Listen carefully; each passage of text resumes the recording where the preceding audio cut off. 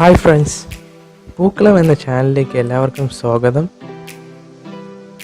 അപ്പോൾ മറ്റൊരു അടിപൊളി ഡിസൈനിലേക്ക് എല്ലാവർക്കും സ്വാഗതം. അപ്പോൾ ആദ്യം നമ്മളിവിടെയും ഒരു സർക്കിളാണ് ആദ്യം വരച്ചത്. ഇനി അടുത്തതായിട്ട് അതിൻ്റെ ഉള്ളിലായിട്ട് മറ്റൊരു സർക്കിളും വരച്ചു. കുറച്ച് ഡിസ്റ്റൻസ് കൂട്ടിയാണ് നമ്മളിവിടെ ഒരു സർക്കിൾ വരച്ചത്. 2 സർക്കിളാണ് മൊത്തത്തിൽ ഇപ്പോൾ നമ്മൾ വരച്ചിരിക്കുന്നത്. ഇത് കണ്ടിന്യൂ ചെയ്താണ് നമ്മളിനി ബാക്കിയുള്ള പോർഷൻസ് വരയ്ക്കുന്നത്. ഏറ്റവും ഉള്ളിലായിട്ട് ഒരു ചെറിയൊരു സർക്കിളൂടെ വരച്ചു. സർക്കിളാണ് ഇപ്പോൾ നമ്മൾ വരച്ചിരിക്കുന്നത്. അപ്പോൾ ഇത് ശ്രദ്ധിച്ച് വരച്ചു കഴിഞ്ഞാൽ ഫിഗർ തന്നിരിക്കും പോലെ തന്നെ പെർഫെക്റ്റായിട്ട് വരയ്ക്കാൻ പറ്റും. എല്ലാവർക്കും വരയ്ക്കാൻ പറ്റുന്നതാണ്, വളരെ പാടൊന്നുമില്ല, എളുപ്പമാണ്. ഇനി ആ ഉള്ളിലെ സർക്കിൾ കണക്ട് ചെയ്ത് നമ്മൾ ആ ഫിഗർ തന്നിരിക്കുമ്പോഴത്തെ ഷേപ്പ് ഏകദേശം ഒരു ഇലയുടെ ഷേപ്പ് പോലെ അല്ലെങ്കിൽ ഒരു ഹാർട്ടിൻ്റെ ഷേപ്പ് പോലെ ഇങ്ങനെ വരുന്ന രീതിയിൽ വരച്ചെടുക്കുക. അതും വരച്ചു കഴിഞ്ഞ് വരച്ച ശേഷം ഇനി ബാക്കിയുള്ള ഭാഗത്ത് ഇപ്പോൾ വരച്ച ഷേപ്പ് തന്നെ അവിടെയും വരയ്ക്കുക. ഹാർട്ടിൻ്റെ ഷേപ്പ് അല്ലെങ്കിൽ ഒരു ഇലയുടെ ഷേപ്പ് പോലെ, ആ താമരയുടെ ഇലയുടെയൊക്കെ ഷേപ്പ് പോലെ അല്ലെങ്കിൽ ഹാർട്ടിൻ്റെ ഷേപ്പ് പോലെയൊക്കെ ആണ് ആ ഫിഗർ വന്നിരിക്കുന്നത്. അതുപോലെ തന്നെ അത് വരച്ചെടുക്കേണ്ടതാണ്. ഇനി ഇപ്പോൾ വരച്ച സർക്കിളിൻ്റെ പുറത്തായിട്ട് മറ്റൊരു സർക്കിളോടെ വരയ്ക്കുക. ഓക്കെ, വളരെ സിമ്പിളാണ്. ഇത്രയും അത്രയ്ക്ക് ടഫൊന്നുമില്ല, നമ്മൾ വിചാരിക്കുമ്പോഴത്തെ ടഫൊന്നുമില്ല. വളരെ സിമ്പിളായിട്ട് നമ്മൾ 2 സർക്കിളും വരച്ചു, അതിൻ്റെ ഉള്ളിലായിട്ട് ഇതും വരച്ചു. ഇനി ആ സിമ്പിൾസ് ഞാൻ ഇപ്പോൾ വരച്ച പോലത്തെ സിമ്പിൾസ് അത് ഉള്ളിലായിട്ട് വരയ്ക്കുക. ലെഫ്റ്റ് കോർണറിൽ വരയ്ക്കുക.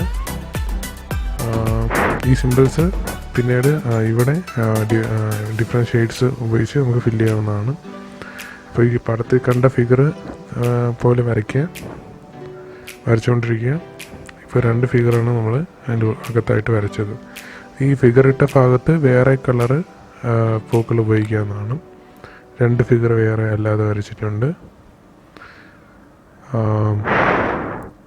നമുക്കിവിടെ ഏത് കളർ കോമ്പിനേഷൻ വേണമെങ്കിലും ഉപയോഗിക്കാവുന്നതാണ്, അതൊക്കെ നിങ്ങളുടെ താല്പര്യം.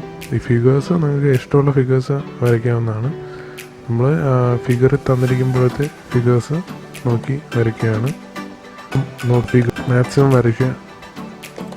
ഇനി ബാക്കിയുള്ള സ്ഥലത്തും എവിടെയൊക്കെ ഫിഗേഴ്സ് വരയ്ക്കുന്നു, കർവോ, നിങ്ങൾക്ക് ഇഷ്ടമുള്ള ഫിഗേഴ്സ് വരയ്ക്കാവുന്നതാണ്. ഞാനിവിടെ ഇങ്ങനെയുള്ള ഫിഗേഴ്സ് വരച്ചു. സാധാരണ ആൾക്കാർക്ക് ഇഷ്ടമുള്ള ഫിഗേഴ്സ് അതിന് ഉള്ളിലായിട്ട് വരയ്ക്കാവുന്നതാണ്.